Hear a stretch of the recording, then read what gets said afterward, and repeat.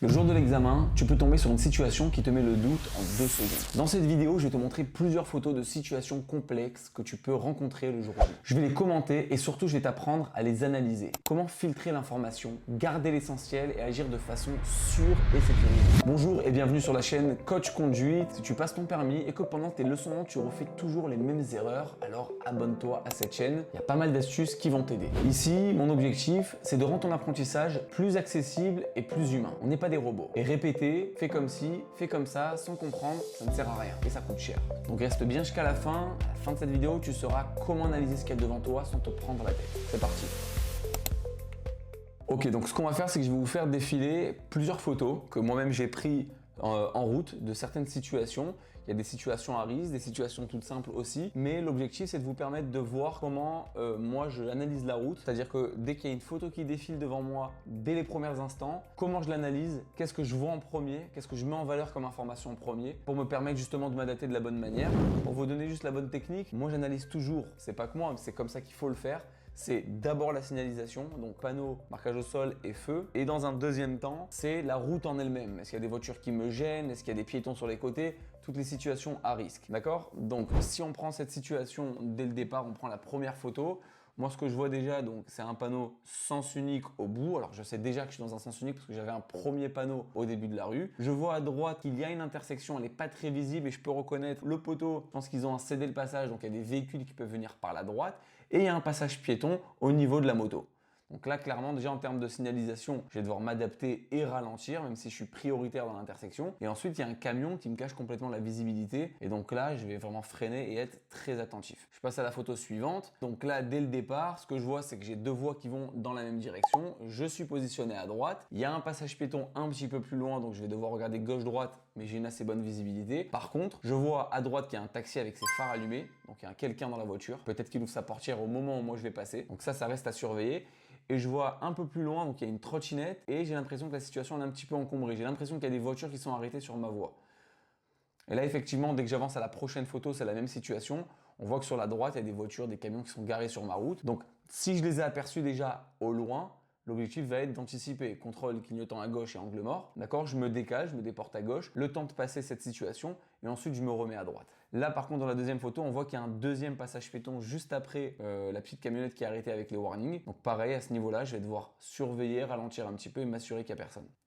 Ok, prochaine photo. Donc là, je suis devant une intersection en forme de T. J'ai un cédé le passage, donc je suis pas prioritaire. Je suis arrêté et je vais devoir regarder gauche-droite comme ça avec la tête. La prochaine photo, c'est la même intersection, c'est juste l'autre côté. La question est-ce que vous pensez que dans cette situation, j'ai suffisamment de visibilité en profondeur pour prendre une décision d'y aller? Essayez de répondre à cette question en regardant cette photo. Alors, la réponse, effectivement, c'est non. Certes, je vois, j'ai peut-être une visibilité là sur 30 mètres environ, 25-30 mètres, mais c'est clairement pas suffisant. J'ai un cédé le passage, je suis à l'arrêt. Les voitures qui peuvent avoir juste un tout petit peu plus long que je ne vois pas, eux peuvent rouler pratiquement à 50, ils sont en ville. D'accord? Donc je vais devoir m'avancer un tout petit peu. Et là, on le voit dans la situation, dès que je m'avance légèrement, je découvre déjà qu'il y a encore deux voitures qui arrivent. Et effectivement, faut pas hésiter dans ce genre d'intersection, déjà de bien s'arrêter pour bien laisser passer et d'aller patiner, de gratter des petits centimètres en avant pour ouvrir le champ visuel sur les côtés, faire droite-gauche, vérifier. Et dès qu'on voit que c'est bon et dès qu'on voit suffisamment, alors à ce moment-là, on pourra s'engager. Ok, donc petite question, dans cette situation, je suis bien placé, on est d'accord, je suis placé à droite, le feu il vient de passer au vert et le bus on voit qu'il vient sur ma voie en fait, il est en train de changer de voie. À votre avis, au permis de conduire, qu'est-ce que je fais?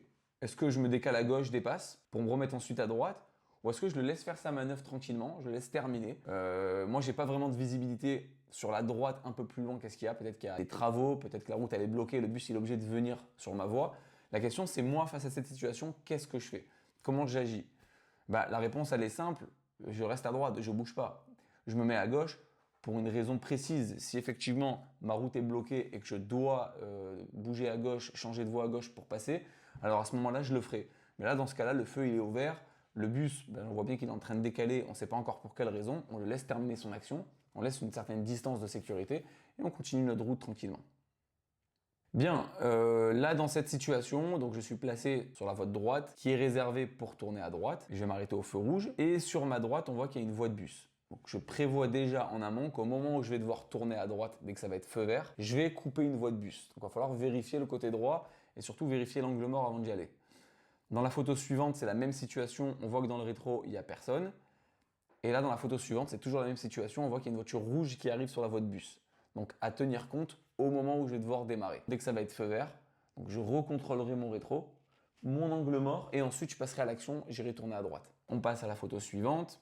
D'après vous, essayez d'analyser cette situation. Est-ce que je suis bien positionné? Tenez compte de ce qu'on a dit tout à l'heure, c'est-à-dire comment on fait pour analyser une photo, une situation de la bonne manière. C'est d'abord toujours la signalisation, panneau, marquage au sol et feu, ok? Et ensuite, la route en elle-même.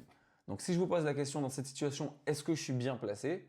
Si je tiens compte de la signalisation, je vois devant moi dans ma voie une flèche qui va que tout droit et sur la voie de droite, une flèche qui va tout droit et à droite. Donc je suis mal placé. Pourquoi? Parce que si j'étais à gauche pour tourner à gauche, là c'est pas possible. Je peux pas aller à gauche, la flèche elle m'oblige d'aller tout droit. Et si je suis obligé d'aller tout droit, j'ai rien à faire sur la voie de gauche, je suis forcément sur la voie de droite, je dois être. Ok? Donc là la réponse est non, je suis mal placé, je dois être sur la voie de droite. Photo suivante. Alors j'ai pris cette photo pour vous montrer un exemple très concret en conduite de ce qui se passe au niveau du regard dès qu'on a tendance à le fixer. Essayez de fixer la zone qui est claire dans la photo, donc c'est-à-dire la voiture verte, le feu de la voiture verte. Si vous fixez bien cette zone-là, vous allez vous en rendre compte qu'en fait, vous ne voyez pas le reste de la photo. Vous pouvez déterminer, définir qu'on voit des voitures, on voit peut-être un feu, mais réellement, si vous fixez bien, vous voyez qu'on ne peut pas voir la couleur du feu. Il suffit de bouger le regard, que là, on voit directement que le feu, effectivement, il est au rouge. C'est un exemple vraiment très concret, très réaliste de ce qui se passe dès qu'on fixe. Vous pouvez avoir le même champ de vision, vous avez beaucoup d'informations devant vous. Pourtant, si vous fixez une zone, un endroit, vous allez voir que le reste, ce qu'il y a à côté et ce qu'il y a même un peu plus loin, vous ne le verrez pas, ça sera flou. Vous déterminerez des couleurs, des formes, mais vous ne verrez pas ce qui se passe. Donc cette photo, elle sert surtout à illustrer l'importance d'aller déplacer son regard dans un même espace. Je vais aller chercher plusieurs informations. Et ça, c'est vraiment important, c'est ce qui va vous permettre d'anticiper rapidement de la bonne manière. On passe à la photo suivante. En termes de signalisation, j'ai deux éléments. J'ai un passage piéton avec des rues très étroites. Donc là, pareil, je ralentis comme il faut.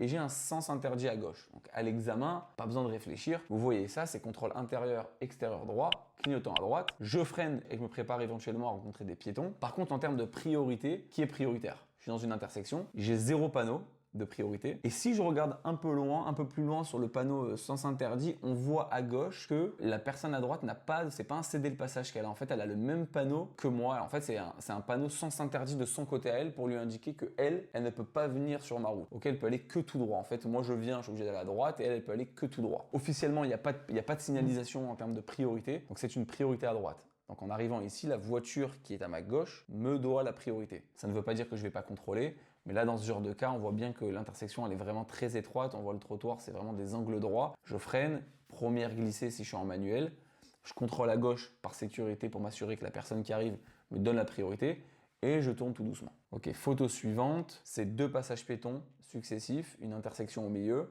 et un sens interdit à droite. Donc cette fois-ci, pareil, je n'ai pas de signalisation en termes de priorité, j'ai pas de stop, j'ai pas de céder le passage.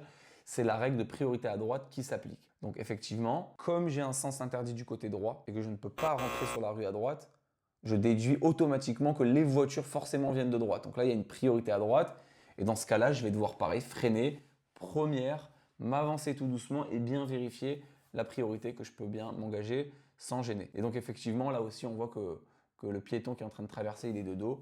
Bah pareil, je fais attention à lui et je vérifie bien qu'il n'y a pas d'autres piétons qui arrivent sur les côtés. Ok, photo suivante.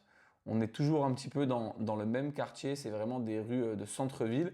Donc là, en termes de signalisation, je vois passage piéton, céder le passage. Sur les côtés gauche et droit, je n'ai pas de visibilité s'il y a des piétons qui arrivent. Donc là, pareil, je freine première, je cède le passage. Là, je constate qu'il y a une voiture qui arrive de gauche, mais j'ai pas de panneau qui m'indique que ça ne vient pas de droite, ça peut venir peut-être aussi de droite. Donc là, je vais éventuellement m'avancer jusqu'à l'entrée de l'intersection. Et pareil que tout à l'heure dans l'intersection T, j'avance, je mets l'avant de la voiture à l'entrée de l'intersection, je m'avance comme ça, j'avance un peu, je décolle le dos du siège et j'essaie de voir le plus loin possible pour m'engager de la manière la plus sûre possible sans gêner personne. Ok, dans cette photo, ce qui ressort en termes de signalisation, ça va être le stop, interdiction de tourner à droite, passage piéton et je sors d'une zone partagée, d'accord, d'une route partagée. Par contre, Là, j'ai des piétons, d'accord, j'ai des jeunes qui sont sur la route, qui sont pas forcément concentrés, ils ne me voient pas, ils ne me regardent pas, ils sont en train de discuter. Je sais pas encore quelles sont leurs intentions, est-ce qu'ils vont traverser ou est-ce qu'ils vont continuer du côté droit. Donc là, effectivement, je suis au patinage, je prends mon temps, limite, je les laisse complètement passer pour ensuite m'avancer et m'occuper du stop. Point important, regardez bien dans la photo, j'ai pas de ligne continue. Ce que vous voyez là au milieu, c'est pas une ligne continue du stop. Donc dès que mon stop, il n'y a pas de ligne blanche, je vais marquer l'arrêt à l'entrée de l'intersection, là où la voiture est arrêtée en face de moi, là où elle est positionnée. Une fois qu'elle est passée et qu'il n'y a plus de danger au niveau des piétons, je vais aller patiner, je vais m'avancer à l'entrée de l'intersection pour m'arrêter là-bas, faire mon stop et à partir de là, m'engager si c'est possible. Ok, photo suivante. Je vous le rappelle à l'examen, si l'examinateur ne vous donne pas de direction, s'il ne vous parle pas et que vous avez ce genre de situation, la voie de droite qui va à droite, la voie de gauche qui va tout droit, eh ben forcément vous allez tout droit, vous le savez. À la base, dans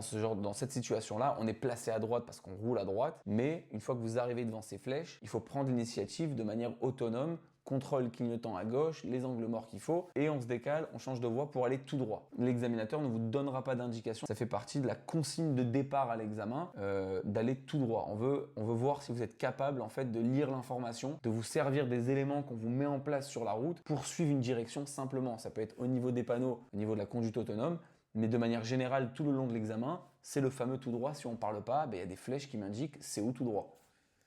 Bien, cas suivant. Alors, on est un peu dans le même cas que tout à l'heure, donc il faut choisir la bonne voie pour aller tout droit. Dans cette situation, donc je vois un feu rouge et je vois un autre feu à droite réservé pour ceux qui tournent à droite, qui est allumé. Donc retenez bien ça. Dès que j'ai un feu plus un feu avec la flèche pour aller à droite, c'est que forcément la voie qui est à droite, elle est aussi réservée pour tourner à droite. La voie à droite ne peut pas être pour aller tout droit et à droite. Parce que s'il y a une personne qui veut aller tout droit et que l'autre derrière veut aller à droite, comment elle fait? Elle va rester bloquée. Donc à ce moment-là, c'est simple à déduire en fait. Du moment où je sais que si j'ai un feu réservé pour tourner à droite, ça veut dire qu'il y a aussi une voie réservée pour aller à droite. Moi, à ce moment-là, si j'ai aucune indication, je sais que c'est tout droit. Je sais que je ne vais pas aller chercher la droite. Parce qu'en général, naturellement, dès que j'arrive dans ce genre de situation, je vais chercher à me placer à droite.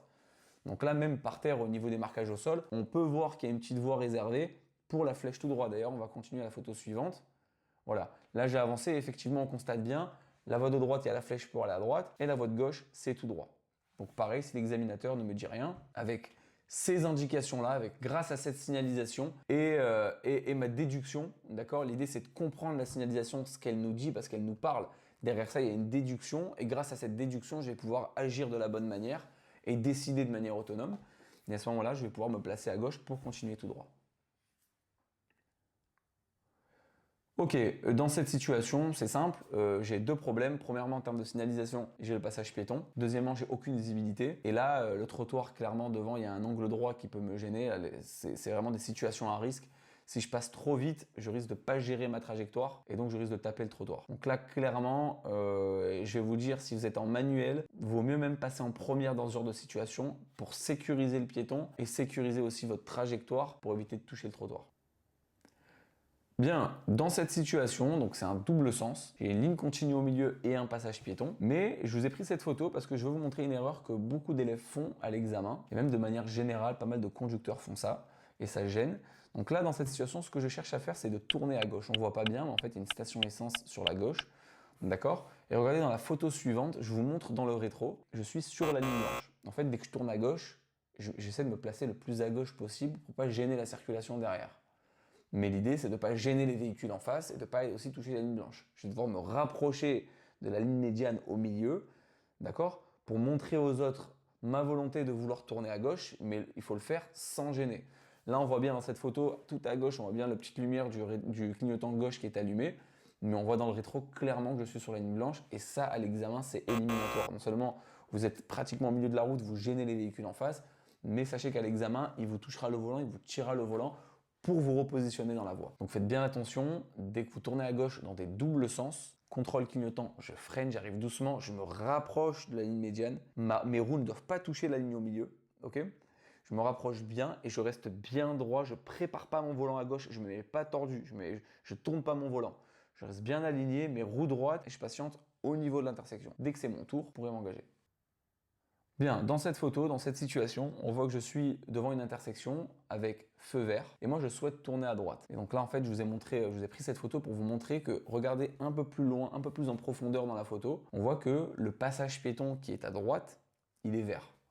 Ça, il faut bien connaître la loi. Une intersection qui est régie par un feu, ça veut dire que toute l'intersection a des feux. Les voitures et les piétons. Maintenant, si moi j'ai vert et que je souhaite aller tout droit, les piétons qu'il y a en face de moi, ceux qui sont en face, les deux passages piétons, le premier et le deuxième après l'intersection, auront rouge. Évidemment, je passe. Je fais attention aux piétons, je passe en sécurité, mais ils ont rouge. Par contre, si je tourne à droite au feu, ou je tourne à gauche, à ce moment-là, les deux passages piétons que je vais rencontrer à droite ou à gauche, eux seront verts. Et là, on le voit bien dans la photo, je vais tourner à droite et je peux déjà anticiper le petit bonhomme vert des piétons. Bon là, il n'y a pas de piétons, mais c'est important, avant de tourner à droite, de jeter un petit coup d'œil sur le bonhomme pour bien vérifier s'il est vert ou rouge et pouvoir anticiper les piétons qui veulent traverser.